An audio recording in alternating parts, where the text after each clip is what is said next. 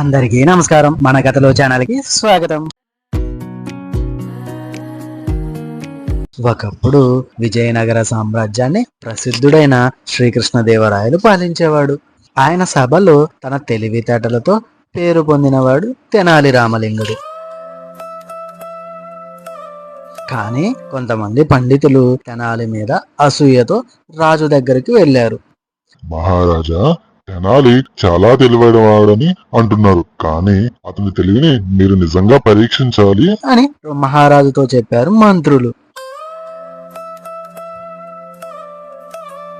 ఆ మాటలకి శ్రీకృష్ణదేవరాయలు తెనాలిని పిలిచి, తెనాలి, నీ చేతిలో ఏమీ లేకుండా నాకొక బహుమతి ఇవ్వగలవా అని అడిగాడు.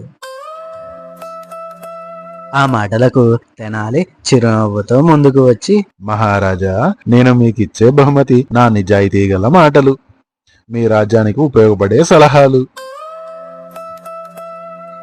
ఈ మాటలు విన్న రాజు ఆనందంతో తెనాలిని మెచ్చుకున్నాడు.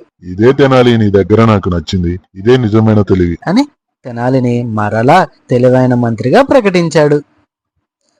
ఉన్న పండితులు నిశ్శబ్దంగా తలదించుకొని తెనాలిని పొగడసాగారు. తెనాలికి చప్పట్లు కొట్టసాగారు. అలా తెనాలి రామలింగుడు తన తెలివైన సమాధానంతో మళ్ళొక్కసారి అందరి మనసులు గెలుచుకున్నాడు.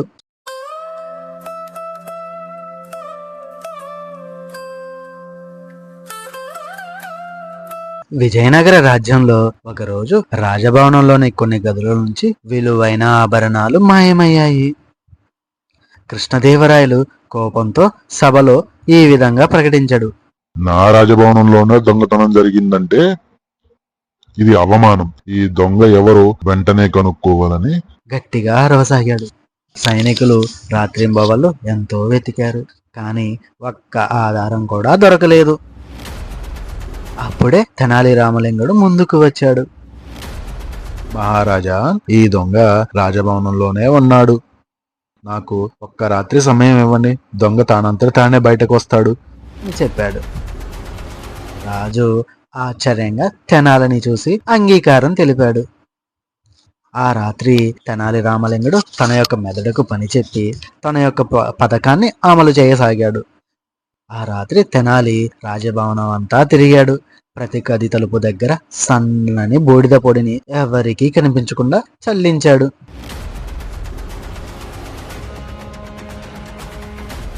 తెనాలి బయటకు వచ్చి అందరికీ, ఈ రాత్రి ఎవరు గదుల్లోకి వెళ్ళొద్దు, ఉదయం అందరూ రాజ్యసభలో కలవాలి అని చెప్పాడు.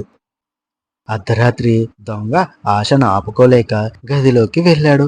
అతనికి తెలియకుండానే బూడిద అతని చేతులకు అంటుకుంది.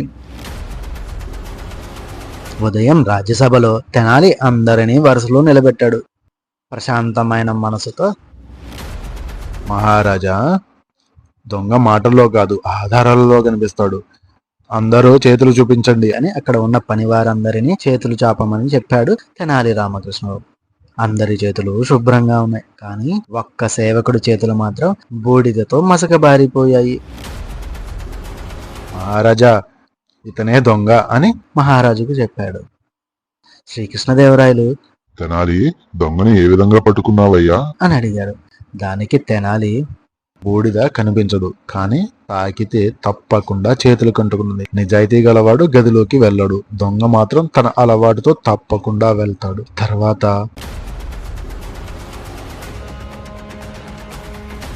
తెనాలి తన యొక్క పథకాన్ని మహారాజుకు వివరించాడు. ఆ బూడిదే దొంగను బయటపెట్టింది మహాప్రభు అంటూ చెప్పసాగాడు. ఆ దొంగ భయంతో తల వంచి నిజం ఒప్పుకున్నాడు. కృష్ణదేవరాయలు చిరునవ్వుతో, తెనాలి, నీ తెలివి అమోఘం. దొంగ తనంతట తానే బయటకు వచ్చే ప్రణాళికనే రచించావయ్యా అంటూ తెనాలిని మెచ్చుకోసాగాడు శ్రీకృష్ణదేవరాయలు. అక్కడి సభలోని వారందరూ తెనాలి తెలివిని ప్రశంసించసాగారు. నిజం బలంతో కాదు, తెలివితోనే బయటపడుతుంది అంటూ తెనాలి రాజుకు కృతజ్ఞతలు తెలియజేశాడు.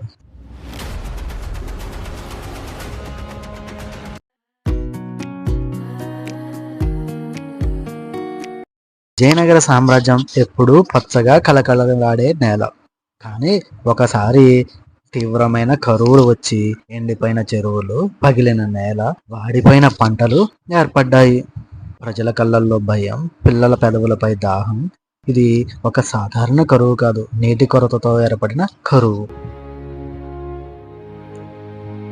కృష్ణదేవరాయలు సభలో నిలబడి తీవ్ర ఆవేదనతో అన్నాడు, నా ప్రజలు నీటి కోసం బాధపడుతుంటే నేను రాజుగా ఎలా నిద్రపోగలను? మంత్రులు ఒకరిని ఒకరు చూస్తూ ఏవేవో మాటలు చెప్పసాగారు. కొంతమంది కొత్త చెరువు తవ్వాలి అని, దూరం నుంచి నీరు తెప్పించి ఇక్కడ ఇప్పించాలి అని. అవి మాటలకే తప్ప పరిష్కారాలుగా ఉపయోగపడలేదు. అప్పుడే రాజ్యసభలోకి వచ్చాడు తెనాలి రామలింగడు. అతని ముఖంలో భయం లేదు, కేవలం ఒక ఆలోచన మాత్రమే ఉంది. అతడు ప్రశాంతమైన ముఖంతో, మహారాజా, నీటి కొరత కన్నా ప్రమాదకరం నీటి యొక్క విలువ మన ప్రజలకు తెలియకపోవటమే. తెనాలి సూచనపై ఆ రాజ్యంలో ఒక విచిత్రమైన ఆజ్ఞ వెలువడింది. ఈ రోజు నుంచి రాజ్యంలో నీరు ఏమాత్రం ఉచితంగా దొరకదు. ఒక్కరోజు మాత్రమే నీరు కొనాలి. ఆ ఆజ్ఞతో రాజ్యంలోని ప్రజలందరూ కోపంగా మాట్లాడుకుంటున్నారు. నీరు కూడా కొనాలా? ఇది అన్యాయం. కానీ ఏం చేయగలరు? రాజు ఆజ్ఞ అమలైంది. ఆ ఆజ్ఞ అమలైన రోజు నుంచి ఆ రాజ్యంలోని ప్రతి ఒక్కరూ ప్రతి చుక్క నీరుని కూడా అమూల్యంగా చూసుకోసాగారు. పిల్లలు ఆటలాడుకుంటూ నీరు చల్లటం మానివేశారు. ఇల్లు శుభ్రం చేసేవారు నీటిని జాగ్రత్తగా చూసి వాడసాగారు. ఆ కొద్ది రోజులు కూడా ఒక్క చుక్క నీరు కూడా వృధా కాలేదు. ఆ సమయంలో ప్రజలు అర్థం చేసుకున్నారు, నీరు లేకపోతే మనకి జీవితం లేదని. ప్రజలలో ఈ యొక్క మార్పు గమనించిన తెనాలి ఆ ఆజ్ఞను రద్దు చేయించాడు. ప్రజలతో ఈ విధంగా అన్నాడు, నేను మీ నుంచి డబ్బు తీసుకోలేదు, అలా అని మిమ్మల్ని ఇబ్బంది పెట్టాలనుకోలేదు. మీకు నీటి యొక్క విలువ తెలియజేయాలని ఈ ఆజ్ఞను ఏపించాను. శ్రీకృష్ణదేవరాయలు తెనాలిని చూసి, తెనాలి, నీవు ప్రజలను శిక్షించలేదు, భవిష్యత్తును కాపాడావు. సభంతా మౌనంగా ఉండిపోయింది తెనాలి మీద గౌరవంతో. నీరు ఉచితంగా దొరుకుతుంది కదా అని విలువ లేకుండా దానిని వృధా చేయకూడదు.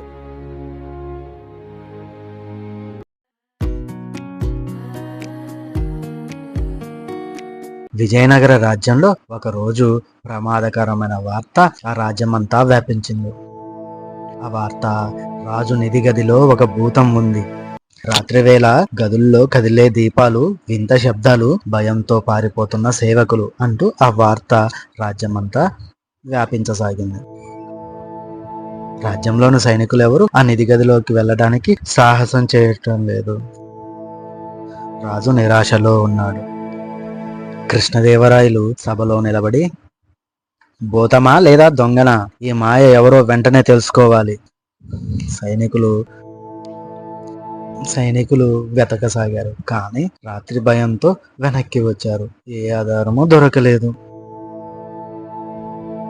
ఇప్పుడే తెనాలి రామలింగడు ప్రశాంతమైన ముఖంతో ముందుకు వచ్చాడు. తను చిన్న చిరునవ్వుతో ప్రశాంతంగా, మహారాజా, భూతాలు కాదు, అబద్ధాలకే భయం ఎక్కువ ఉంటుంది. ఆ మాటలకు రాజు ఆశ్చర్యపోయాడు. నువ్వు ఏం చేయబోతున్నావు తెనాలి అని అడిగాడు.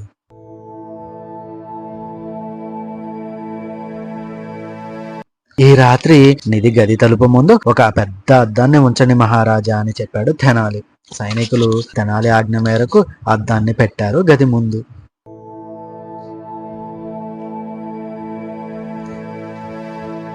అర్ధరాత్రి సమయంలో రాజుగారి నిధి గదికి ఎవరూ చూడకుండా ఒక సేవకుడు దొంగతనానికి వచ్చాడు. భూతంలా అరుస్తూ తనే శబ్దాలు సృష్టిస్తూ అద్దంలో తన భయంకర రూపాన్ని తానే చూసుకొని భయపడిపోయి గట్టిగా అరిచాడు. కేకలు వేస్తూ పారిపోవాలని ప్రయత్నించగా సైనికులు అతన్ని పట్టుకున్నారు. రాజు నవ్వుతూ, తెనాలి, భూతాన్ని కాదు, దొంగ మనసులోని భయాన్ని పట్టుకున్నావయ్యా. సభలో అందరూ మౌనంగా ఉన్నారు. తెనాలి తెలివిని చూసి ఆశ్చర్యపోయారు. తప్పుడు పనులు చేసేవాడు తన తప్పులకే తన మనసులో భయపడుతూ ఉంటాడు. తెలివితో సరైన పద్ధతిలో సమస్యను పరిష్కరించడమే నిజమైన సాహసం.